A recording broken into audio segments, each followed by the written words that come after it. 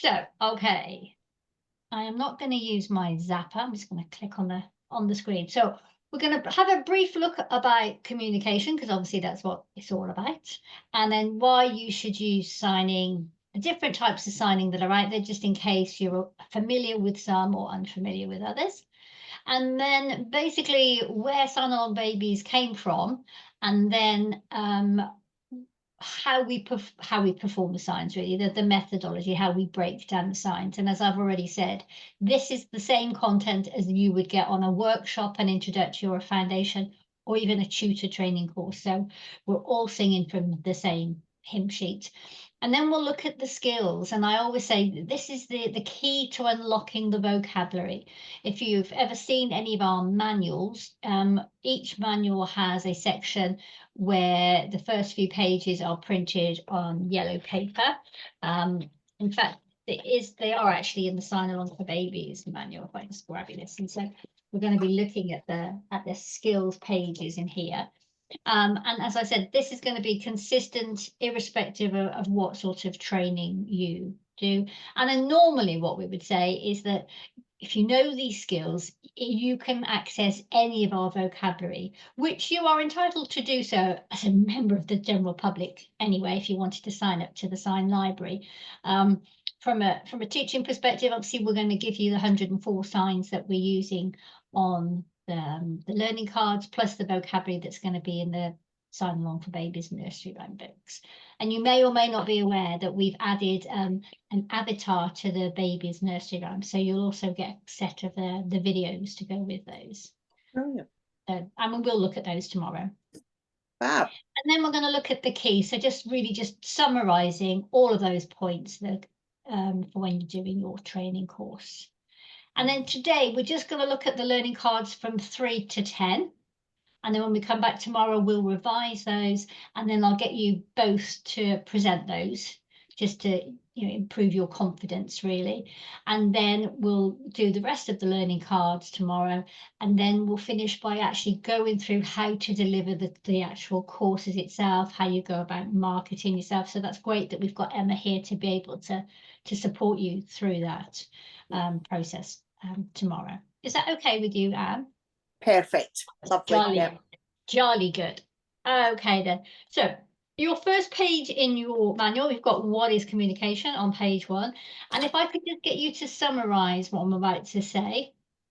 So what is communication? It's just the process of giving and receiving information, really. So I talk and you talk, and then depending on the response that you get from that individual, then further interaction can take place. So in a typically developing world, your baby makes a sound, mum looks at baby and responds, whether it's with a smile, whether it's with voice intonation and just sounds, or whether it's actual vocabulary. Then there tends to be that pause, and then baby will come back and will probably mimic what mum or dad has actually said to them. So providing you've got that two-way communication happening, then further interaction can take place. And certainly for some babies and young people with communication difficulties, this can actually be quite a slow process, and it might take an awful lot of work trying to get somebody to respond back to that person. Babies are really good at giving eye contact. And often, as I said, they'll just babble along with that interaction. And actually, babies start communicating from the moment they're born. As soon as they come into this world, as a mother, you'll know, Anne, is that the first thing they do, they cry. And it's like, okay, so as the more communicative adult, you then have to interpret why are they making that noise? Are they hungry? Are they thirsty? Are they wet? Are they cold? Do they just want to be picked up and to be given a cuddle? And the whole parenthood journey is a lot of that.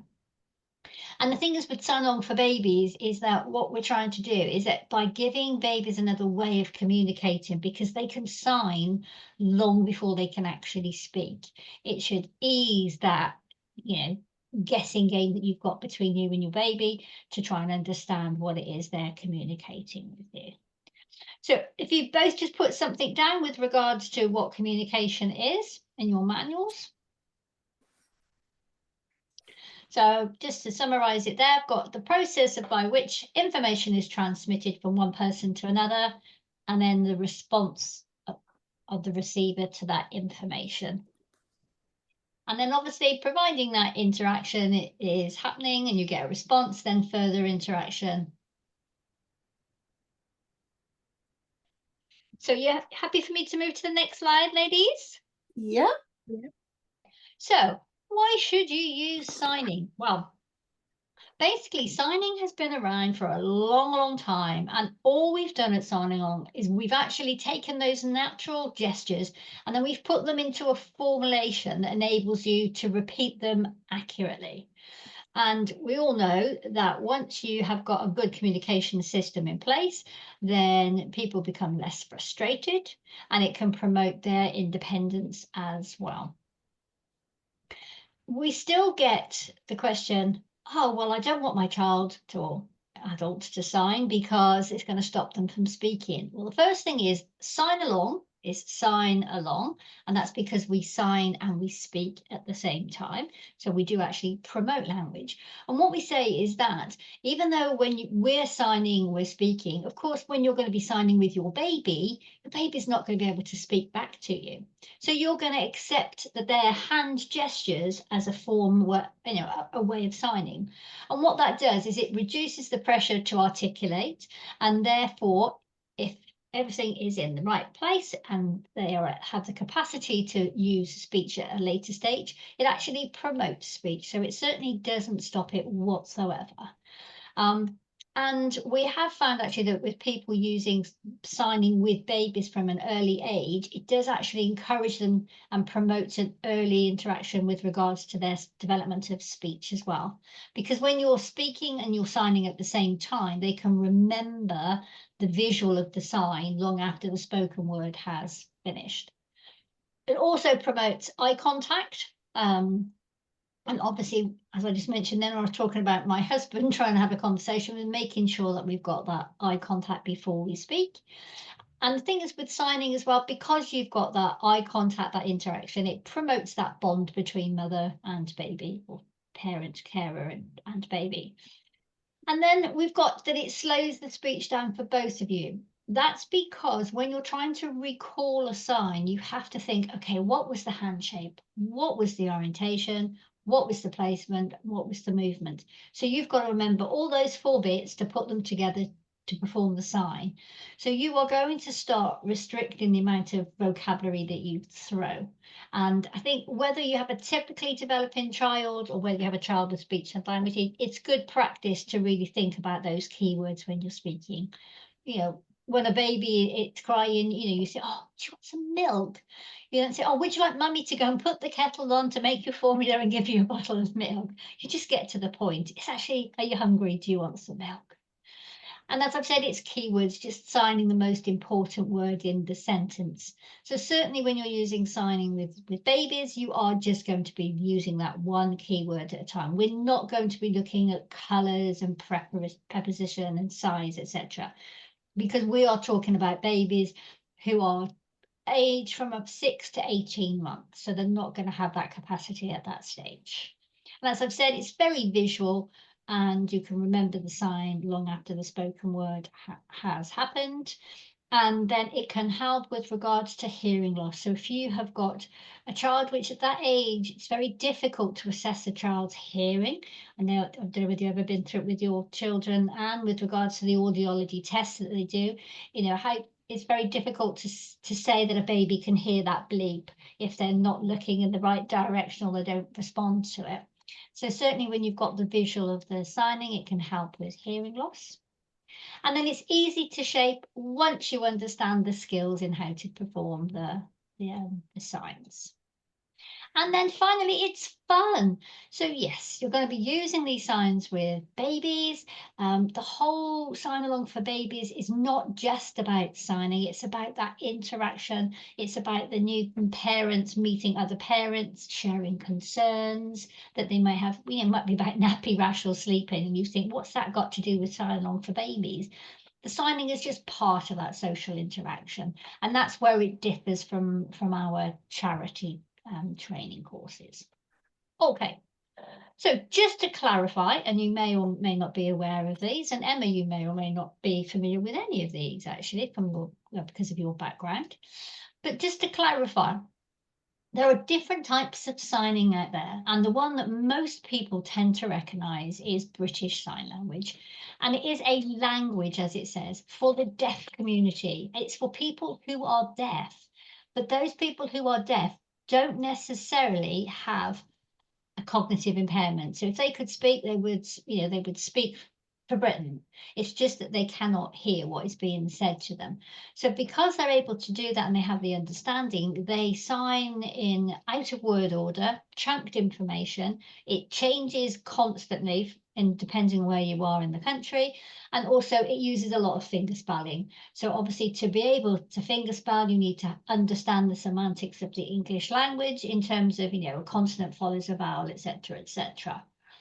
So that is for people who are deaf. Now, Signalong is based on BSL, but what we've done with some of the signs is we've actually adapted them to make them more accessible for people with communication difficulties. And then there is signed English. So as it says here, based on BSL, but then it's got the tenses and the markers, and it uses finger spelling with children who are deaf. Having said that, we are finding that where you have a deaf child who also has a learning disability, it's still all too very, very complicated for them. And then we've got Paget Gorman, which is used by speech and language therapists, and they tend to use this with children who have specific speech and communication needs. So maybe they are, if they are dyspraxic, they may be using this to support them alongside a child who may also be dyslexic as well. And then you've got sign-supported English, so uses the BSL, but in the spoken word English. And then finally, a keyword signing system, which is what Signalong is. And as I said, that information is exactly the same, irrespective of what training course that you're going on.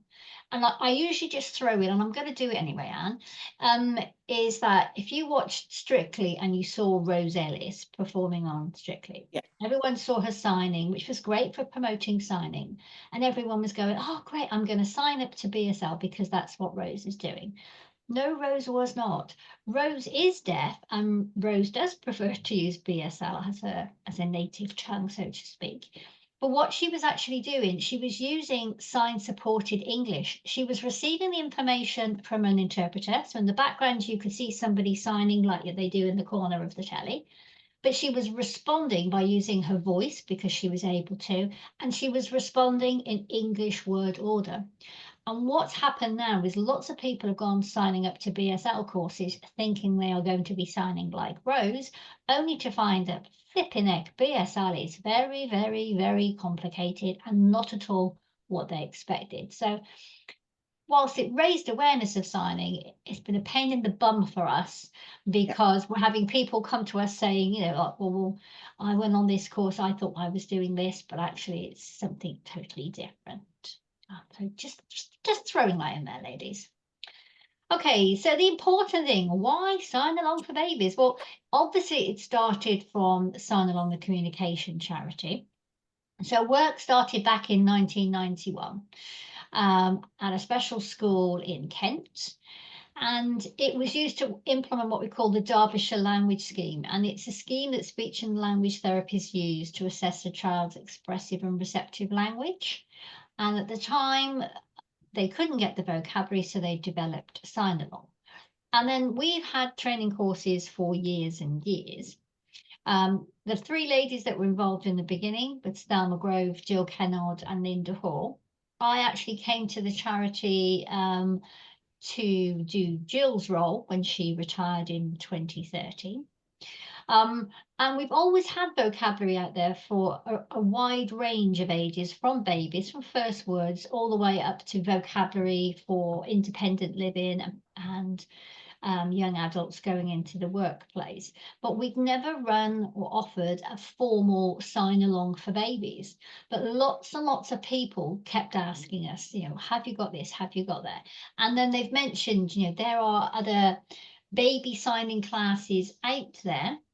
but there was the whole inconsistency. It differs from area to area. So we're really prescriptive in how you deliver the course, which is why I stressed at the beginning of the course, trainers can only deliver the vocabulary that is on the card. So you are a trainer, not a sign-along tutor.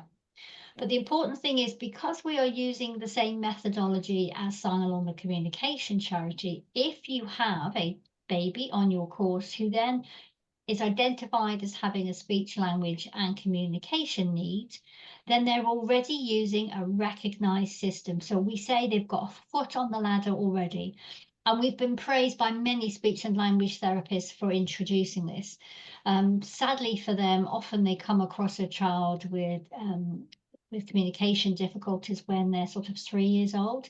And they say, if only we could have had that intervention at a much earlier age, when those babies are like little sponges, then, you know, we could have made so much more of a difference. So really, that's why Signalong for Babies has actually been developed. Okay? Yep. Okay, so as I already mentioned, our philosophy was based on British Sign Language, but what we've done is we've adapted some of the vocabulary to suit those with communication difficulties. And the thing that sets us apart from other systems that are out there is we use one sign per concept and one concept per sign. So for instance, we have a sign for a doll, and then we have a sign for a baby. In some systems, they have a sign for doll, and then they add in a little movement for a baby. And there's a very small difference between the two. You know, a doll, you can pick it up by its leg, you can throw it around, you can discard it in the corner. You can't do that with a baby. So we've introduced a totally different sign for the sign for baby to make sure that we differentiated between those two signs nice and clearly for our learners. It's a sign-supported system, so it references the link between the sign and the spoken word. So with the baby classes, what you're going to be doing is we're going to be showing the parents the signs. Parents are going to be repeating those. Then they're going to go and have a little bit of a break, a coffee and a natter, and then they're going to come back. And then what we're going to do is we're going to encourage them then to take baby's hands and then to formulate the sign. So just to give babies that experience from a muscle memory of performing the sign. But of course, what we're going to also say is you go away, and then, for instance, if we're using the sign for banana, when you've got a banana and you're going to give the banana to the baby, show the baby the banana, the real object, and then you're going to model the sign for a banana. Would you like a banana? And then gradually from that repetition, then the hope is that baby will start to do something like this, you know, and then you as mother will then be able to understand them, say, oh, okay, so you want a banana, and be able to give them the real object. And we're going to use sign, but of course, we're not going to forget about all those non-verbal communications. We're going to use speech, body language, facial expression, and voice intonation. And then sign-along is a keyword system, and we only sign at the level of the person we're communicating with. So if we're talking about babies, we're going to be using one keyword. We're not going to be trying to put lots and lots of signs in one sentence. And then wherever possible, real objects and real situations, like I've just given the example for the banana. And then just to let you know, historically, the vocabulary at Sign-along has been needs-led. It came about from using and implementing the Derbyshire language scheme, but then parents started to say, well, actually, we've been to the park today. Little Johnny wants to be able to tell Daddy what we've been doing today, and we need the vocabulary. So that's where we started to become needs-led. And we have over 9,000 signs in our sign library at the moment. And one set of vocabulary does not fit all. It's very much down to the individual. So we're going to look at the hand shapes. Next, we've got a bent hand. So from a flat hand, we're going to bend at the palm knuckle. So when we look at pointing in a bit, we'll be talking about pointing from the wrist to the palm knuckles. We're going to bend at the palm knuckles here.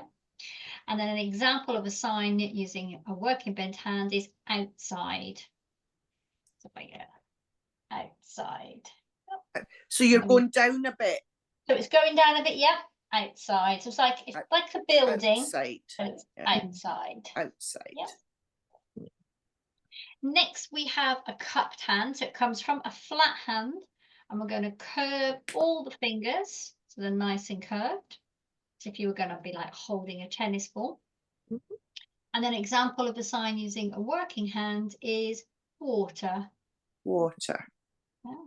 So make sure we're facing the right direction. I always think of Benny Hill here. Emma, you're too young to know Benny Hill, so your palm needs to be facing forward. Ah, right. Yep. Yeah. Water. Water. Lovely. Water. Next, we have a bunched hand. So it comes from a flat hand, and you're going to put all your fingers in contact with your thumb tip. And then you're going to wave it under your nose. Flower. Flower. As if you're smelling those lovely spring Flower. flowers.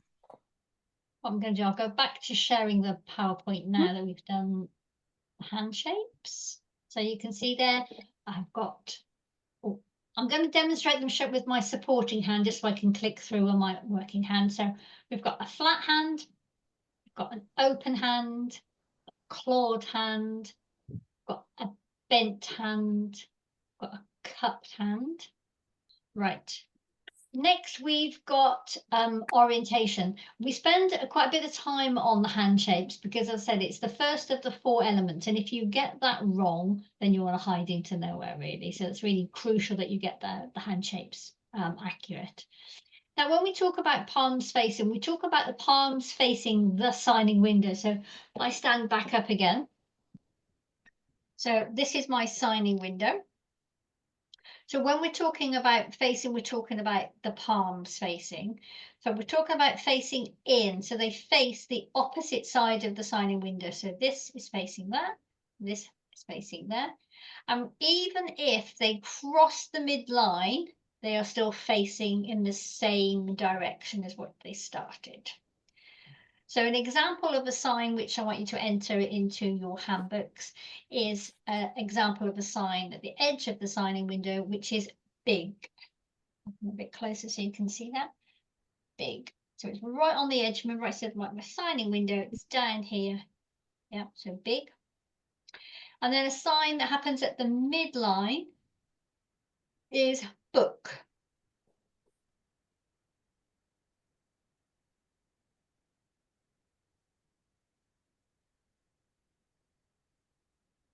And then a sign that goes across the midline is all.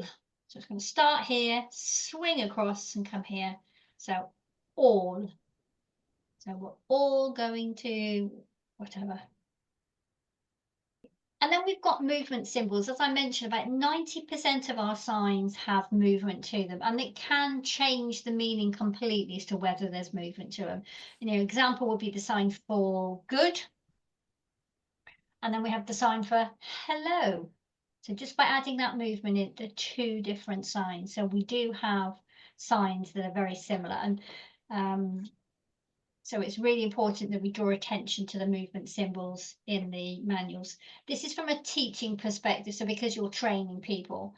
Obviously, when it comes to using the signs for the babies, they're going to add in extra movements. They're going to be in the wrong orientation or maybe the wrong hand shapes. But you're going to show the parents the correct sign, and then they will interpret the sign that baby is making. And then the more times they're exposed to that, the more accurate the signing should become. So whilst you can start signing with the baby from about 6 months, they may not start trying to sign back until they're 9 months.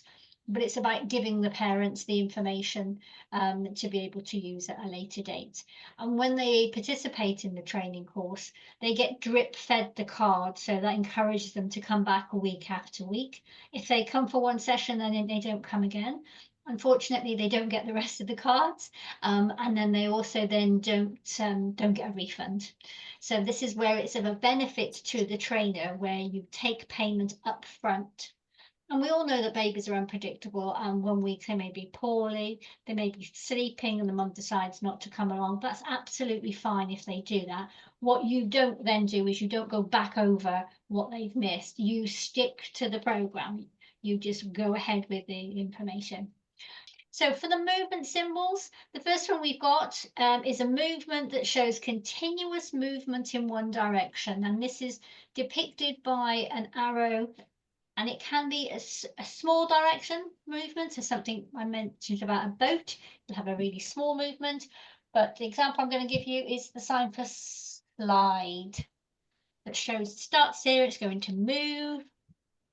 It's going to move forward, so slide. Next, we've got cat, so the hands are going to move in opposite directions, so cat.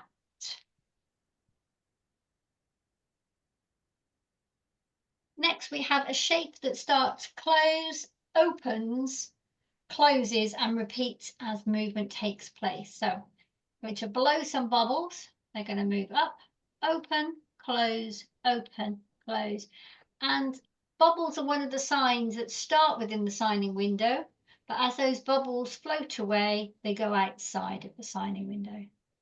But I'm just going to show you that we have a nursery rhyme sign on for babies. Cool. Book. Yeah.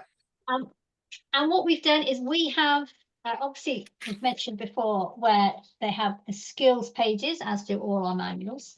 Mm-hmm. And it contains 8 popular nursery rhymes. And again, we did our research, and these are the 8 nursery rhymes that were identified as being the most popular. So Bar Bar Black Sheep, 5 Little Ducks, 5 Little Monkeys, Hey Diddle Diddle, Humpty Dumpty, It's Raining, Row, row, row your boat, and Twinkle, twinkle, little star.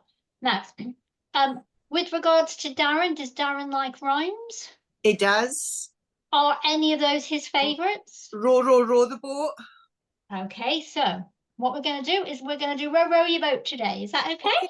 Perfect. So you will get a copy of this, and people on your course, so they will get a set of 10 learning cards. Yeah. If they want to buy the books, they can purchase the books. Can you see the book? Yeah, that's cool. Okay. Yeah. So that's how it looks in the manual. Mm-hmm. That's definitely one. So when we do signs, we look at keyword signing. So we sign the most important word in a sentence. However, when it comes to rhymes and songs, it's a bit more difficult. You do sign a lot more, particularly to try and get the context across. So obviously the words here, row, row, row your boat gently down the stream. What we do is where the word is bold, that means there's a sign associated with it. Where it's not bold, so with regards to you, then we wouldn't sign that song, so we don't go you or yours. So we would sign row, row, row, boat, stream.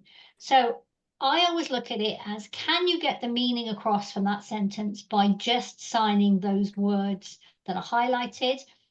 Can I take some back? Can I reduce the amount of signs that we do in the whole of the sentence? Well, no, we can't. So I'm going to stand up and I'm going to show you. Can you still see me okay on here? Yeah. In terms of slides? So we would have row, row, row your boat gently down the stream. And then if you see a crocodile, don't forget to scream. Okay, so we've got the words there, but importantly, we've got the signs. So behind each of the rhymes are the full sign descriptions, how to perform them.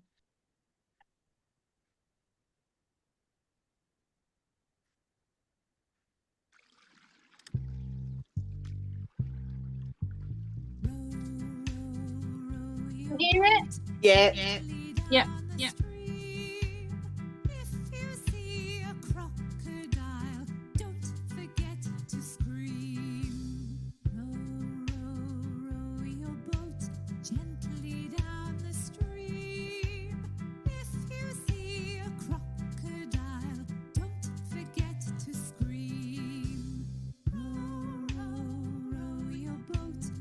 Quick brief history revision, and then you're going to present the learning cards, and you're going to do 2 sides of a card each and swap between you, then you'll get feedback, and that way it's fair in that the first person who presents, and then the second person thinks, okay, I must remember to do this or to do that. So it keeps it fair by alternating it. And then we'll look at the rest of the learning cards, and then we'll get to the nitty-gritty when we look at the session examples. You're going to present the cards this afternoon, and then we'll look at the milestones and running the courses. So if I just quickly show you this, and I can turn it off. So presentations, session examples, the additional learning cards, looking at the milestones. You will get paper copies of this, Anne, as well as a Okay. digital copy Perfect. for your record. So I have a folder here. This is my folder that I've built up with all the contents of the course. So I've got it all to refer to. And then we'll talk about running the courses and what you need to do to be able to let us know that you're going to be running a course, ordering your materials, etc., and making sure you've got everything before you start. And we'll finish off with the nursery rhymes, which obviously we touched on yesterday, but we will look at them in a bit more detail today.